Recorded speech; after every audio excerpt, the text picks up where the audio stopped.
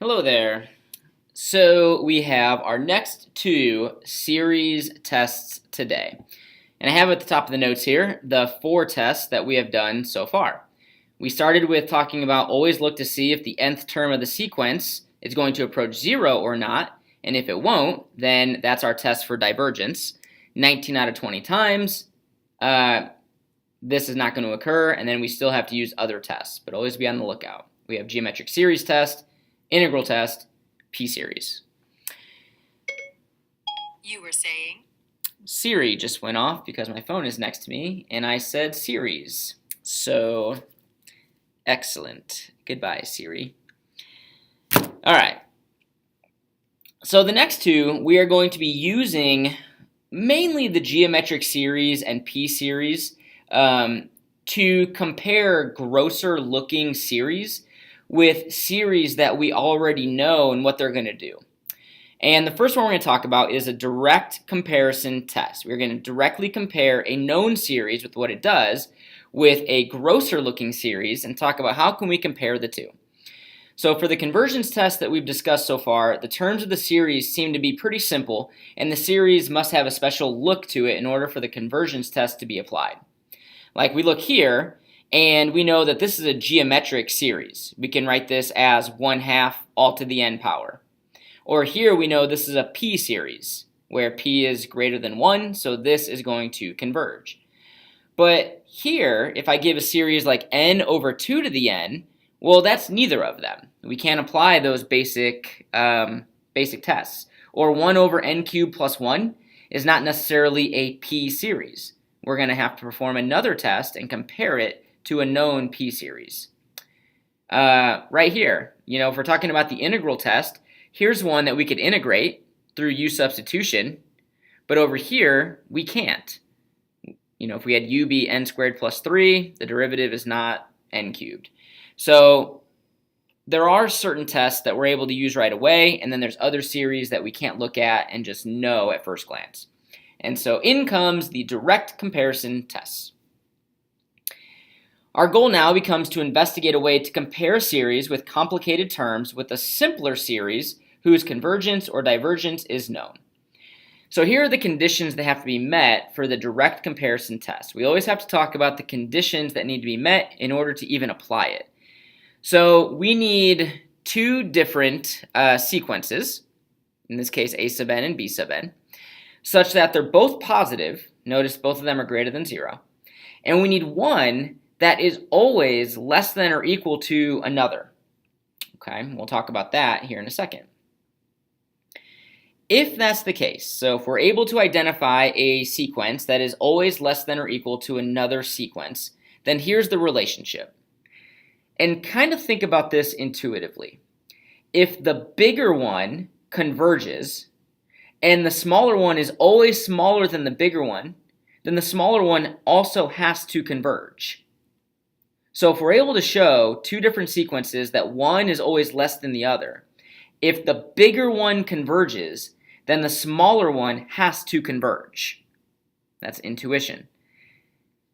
By the same token, if the smaller one diverges, then the one above it must certainly have to diverge.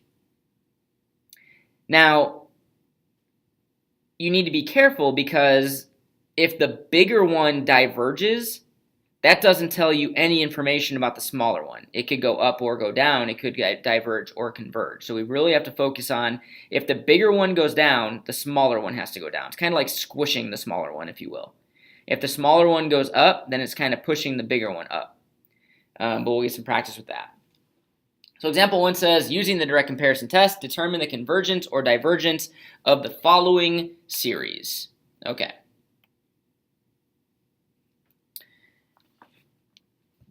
So we want to determine if 1 over 2 plus 3 to the n diverges or converges. And the first thing I have to think about is a known series, similar look to this, that we know whether it converges or diverges. Well, looking up here, we knew that 1 over 2 to the n is geometric because you can write that as 1 over 2 to the n power, so you can see what your ratio is. We'll look down here. If we kind of throw the 2 out the window to start with, let's just think about if we had the series 1 over 3 to the n. Okay, so I'm going to think about that. I'm going to compare this to n equals 1 to infinity of 1 over 3 to the n. Because we know that this is a converging geometric series. The common ratio is 1/3, and if your absolute value of r is less than 1, then you know it's going to converge. So we know that this is going to be a convergent geometric series.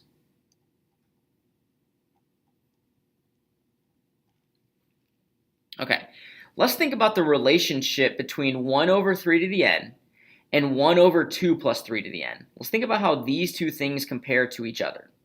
Think about what happens if you make the denominator of something bigger always.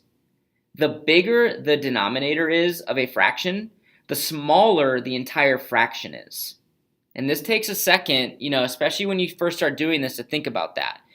What I mean is, I know that 1 over 2 plus 3 to the n is always going to be less than 1 over 3 to the n.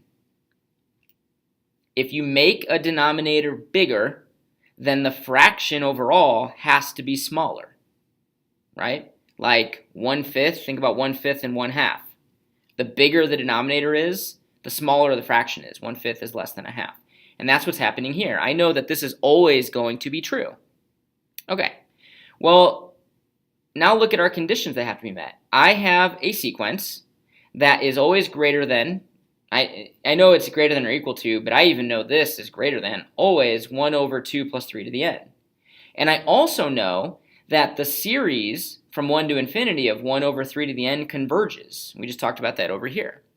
So if we have a scenario where we have a convergent series, every term in this sequence is going to be greater than every term in this sequence. Well, if this one converges and this one is always less than this one has to converge. That's using the direct comparison test. So we say since the series from 1 to infinity of 1 over 3 to the n converges, then most definitely the series from 1 to infinity of 1 over 2 plus 3 to the n also converges by the direct comparison test.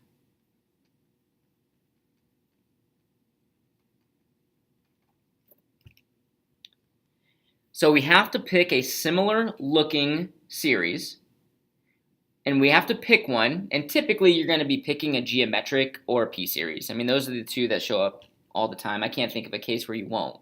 But we need to come up with a geometric or p-series that we know converges or diverges, and then compare it to the series that we are given, and try to make a conclusion based on that. So let's look at B.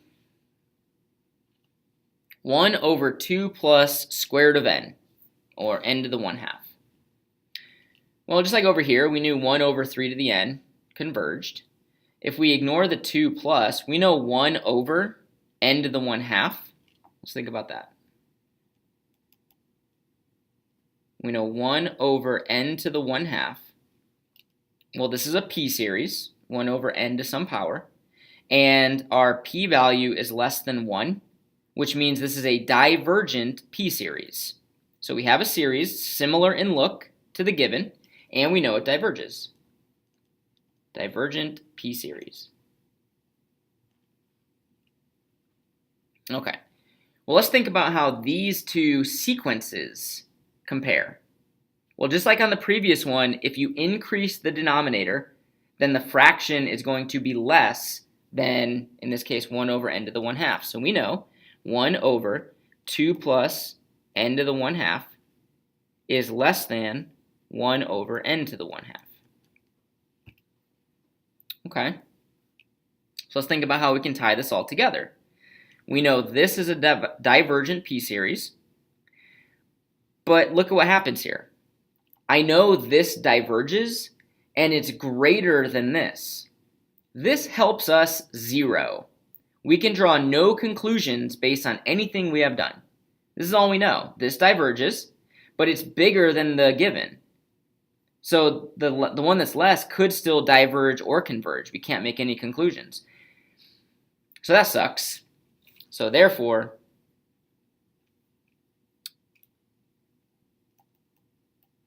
the bigger series diverges. So inconclusive.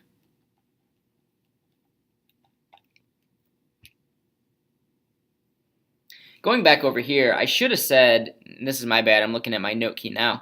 I should have said that this is true for n greater than or equal to 1. And that's what we're after here with 1 to infinity. Because that's not always true. I think if you have negative exponents, then I don't think that's true anymore. Same thing over here. This is true so long as n is greater than or equal to 1. So that's my bad. Okay, so going back to this one, that doesn't mean we're done. It doesn't mean, oh, well, crap, we just move on to the next one, or we guess. We can still do this problem. Okay, we can still do this problem. Instead of doing 1 over n to the 1/2, think about 1 over n. This one's a little trickier. Think about the series 1 over n from n equals 1 to infinity.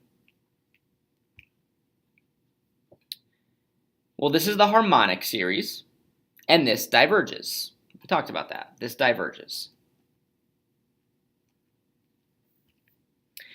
Let's think about the comparison between 1 over n and 1 over 2 plus square root of n. Okay, I want to compare those two. 1 over n, 1 over 2 plus square root of n. If I plug 1 in for n, let's think about what we get. This is going to be 1. This is going to be 1 over 3. So you might think, oh, well, 1 over n is bigger, so again, we're out of luck. Well, let's plug 2 in for n. So we get 1/2. Here we get 1 over 2 plus something. But that means that, again, 1 over n is bigger. Look what happens if you plug 4 in for n. If I plug 4 in for n, now this is 1/4, and this is 1 over 4. Now they're the same. What that means is, now if we start plugging in numbers bigger than 4, the other one's going to take over. Now this one is going to become bigger than this one. So think about the integral test. The conditions said that it had to be true for n greater than or equal to 1, or I think it was x is greater than or equal to 1. And I said it just has to eventually be true. You need a function that's decreasing to infinity at some x value. It didn't matter what that x value is. And the same thing is true for this. Even though it makes this declaration, a lot of people take issue with the way the book sets this up. This is from our textbook. It says this is true for all n. That's not necessarily true. It just has to eventually be true for some n value. And so on this one, once n is greater than 4, this right here is greater than 1 over n. That's true so long as n is greater than 4. And again, these are just things that you need to think about through these problems. Well, notice what we've said. 1 over n, the series 1 over n diverges, and it's less than this one. So if the smaller one diverges, then the bigger one most definitely has to diverge. So therefore, the series diverges by the direct comparison test. So it does take some playing around with deciding what geometric or what p-series do you want to use to compare it to get the conclusion that you want. So if you pick one and it doesn't work, try another one and see what happens. It takes practice. All right, I'm going to have you pause it and try this one. Just try C. See if you can get there. Go ahead and pause it. Give you a second to work through it. And then I will put the key up for you to check.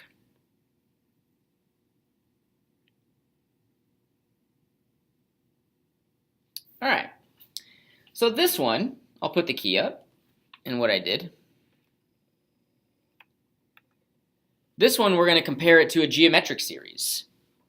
So I have 2 to the n over 7 to the n.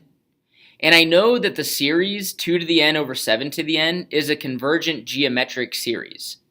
because you could pull the n out and think about this as 2/7 to the n power. And so we have a ratio that's less than 1. Therefore, we have a convergent geometric series. So that's the one I want to compare it to. And then I need to think about how term by term do these things compare. Well, if I increase the denominator and the numerators are the same, then this one's always going to be less than this one for n greater than or equal to 1. So if we have a series that converges and it's bigger than the given series, then that means the series that's less, the one we're after, has to also converge by the direct comparison test.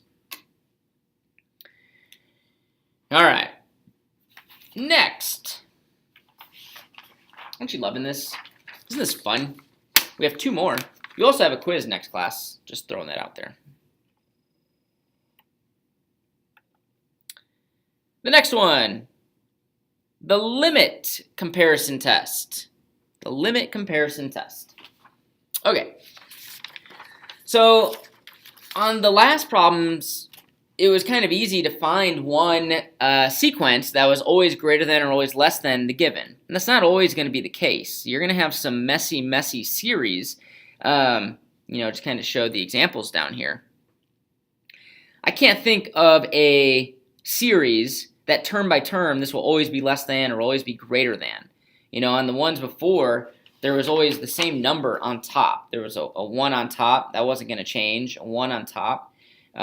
This one, we were able to get it to a geometric series where the numerator was never, going to change when you compared it. And very similarly, we have some gross-looking series. So often a series closely resembles a p-series or geometric series, yet one cannot establish the term-by-term comparison necessary to apply the direct comparison test. If this happens, it may be possible to apply a second type called the limit comparison test. So here are the conditions for this. And there was a recent FRQ where you had to state the conditions that needed to be met to apply the test. And here are the conditions. All you need are 2 different sequences that are always positive. That's what you need. The nice thing about the limit comparison test, it doesn't matter which one is bigger or smaller, which is really nice. Doesn't matter. So then here's what happens. If we take our given and compare it to one that's also positive, if we take the limit as n goes to infinity of their ratio, and we get a limit value where L is finite, so a number, not infinite, and positive. Okay, so here are all the conditions. We have 2 positive sequences. We're taking the limit as n goes to infinity of their ratio, and we get a finite positive value. If that happens, then the 2 series that we're taking a look at and comparing either both converge or both diverge. And the reason this is happening, think about when we take the limit as n goes to infinity and we get a value. Like if I come off to the side here and I say, okay, the limit as n goes to infinity of 3n plus 1 over 2n.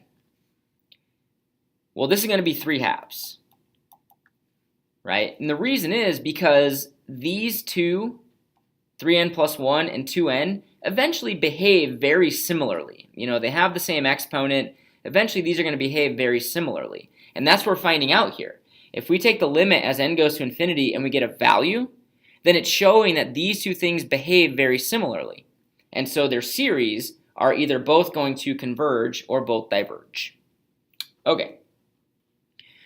So here's what we're going to be doing.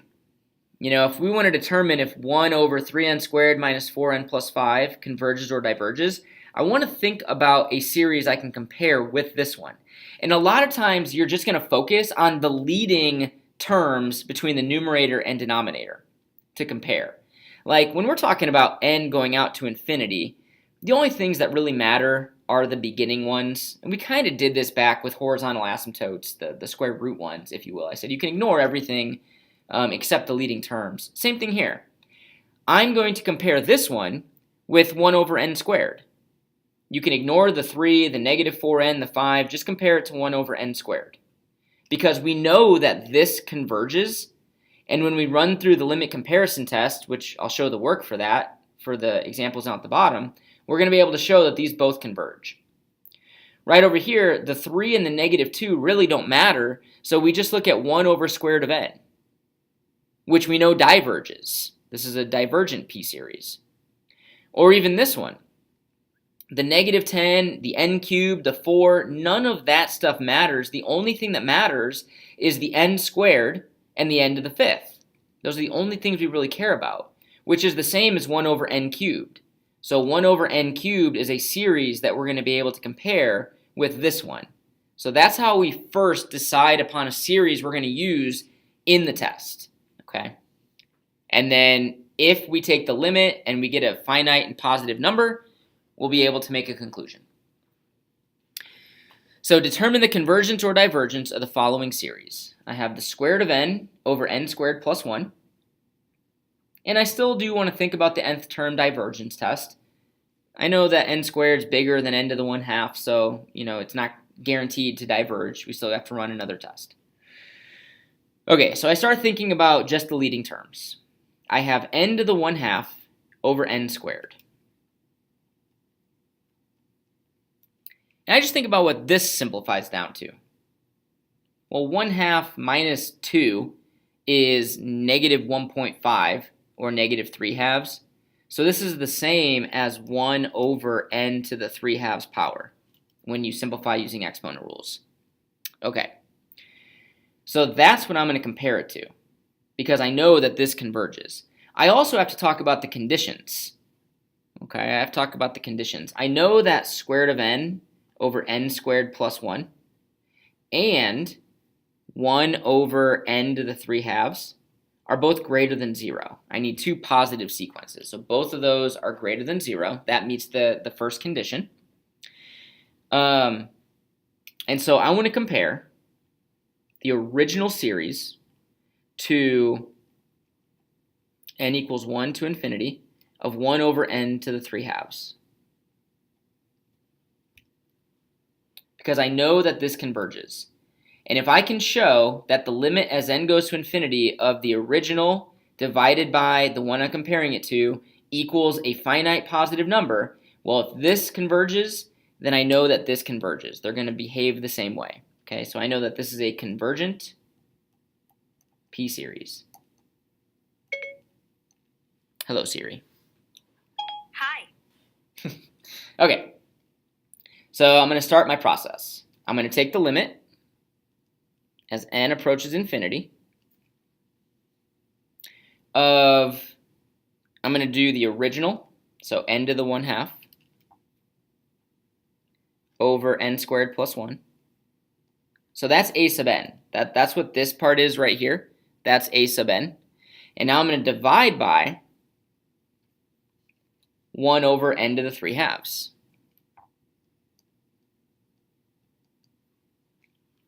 And if this yields a finite positive number, then I know that both of our series converge. Well, I already know this one does, but then I would know that the original one does. Okay, so I'm going to multiply by the reciprocal instead. In fact, you can kind of skip this step. When we get into not the next test, but the last one, the ratio test, this comes up again.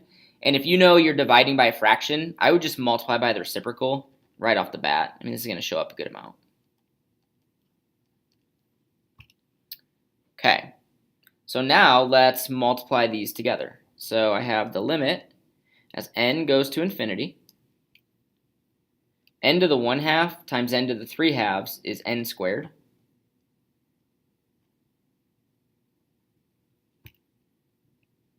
And now we have the same degree on top and bottom. It's crazy how these horizontal asymptote rules pop their heads back up when we talk about them in Algebra 2.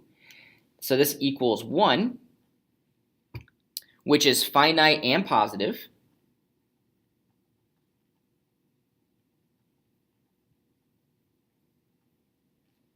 Finite and positive. So that means the answers match. So therefore, since we said that this is a convergent p-series, we know that the given series also converges.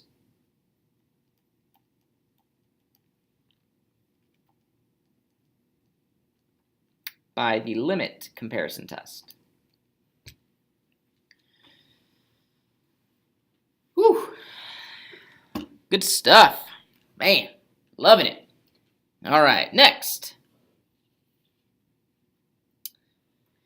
Got ourselves a little gross one here. Now, if this is multiple choice, you don't have to be very neat with your setting up the conditions and all that stuff. And a lot of the series questions are multiple choice. And a lot of them you could just look at and know right away. You don't need to be, like I said, very nice and neat. But when these are on FRQs and they do pop up, you do need to state the conditions that have to be met, show nice work, talk about why you're making the conclusions that you're making. But if I look at this, we are going to use the limit comparison test, but in all honesty, this diverges because an exponential function is in the numerator over a polynomial. So this fails. I never even know which one to say. I guess it passes the nth term divergence test. This diverges, okay? Just throwing that out there. If this was on an AP test, I know this diverges. But let's go through the verification, okay? So I need to find something to compare this to.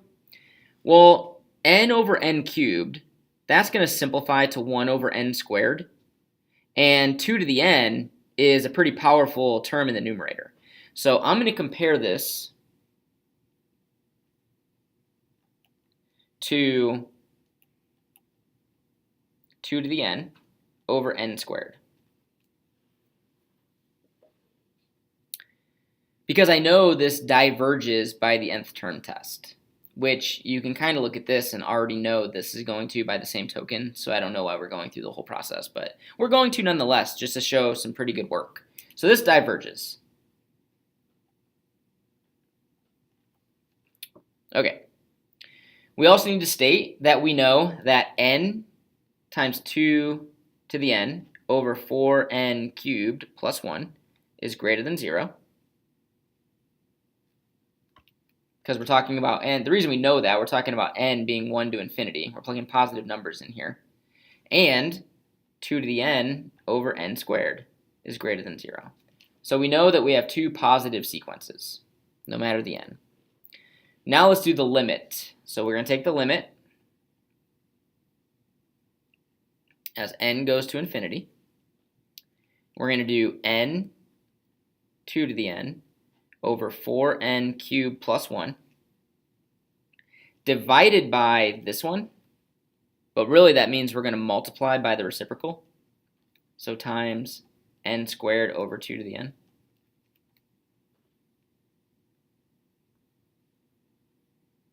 The 2 to the n's cancel. And I get the limit as n approaches infinity of n cubed over 4n cubed plus 1. Same degree, which means this is going to equal 1/4, which is finite and positive.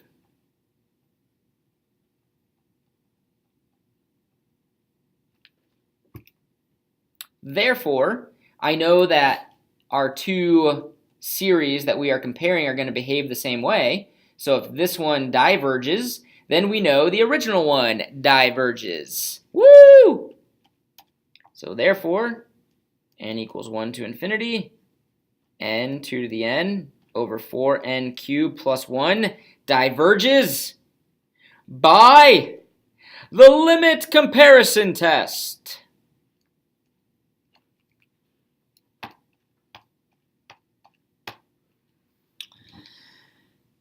Sometimes you go stir crazy. All right. I'll have you try the last one, just like I did on the other one. Again, these just really do take practice. You're only going to find the pitfalls in the work, through doing the homework. I've learned that. At first glance, each individual test doesn't seem very complex or difficult. This one kind of does, and the direct comparison kind of does. The next one's not too bad, the alternating series test, but when you throw them all together, they get kind of confusing, especially all of the conditions. So pause, try this one.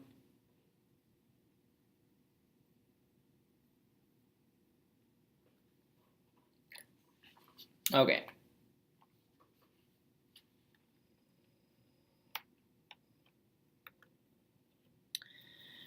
So I ignore the 4. I really don't care about the plus 1. So I really have n over n squared. You know, if I multiply this out, I have n over n squared, which is 1 over n. And I know that the series 1 over n diverges. That is our harmonic series. That's our harmonic series. I stated that both of our series are going to be positive when n is greater than or equal to 1. And then I go and do the limit work over here. Now I said this equals 4, and I was able to know that pretty quickly because I'm going to get 4n squared on top. On bottom, I'm going to get 1n squared. So there's the same degree, which means it's just going to equal 4, which is finite and positive, which means these are going to behave the same way. Therefore, the given series diverges by the limit comparison test. All right, you guys have yourself some homework to do. Cheerio.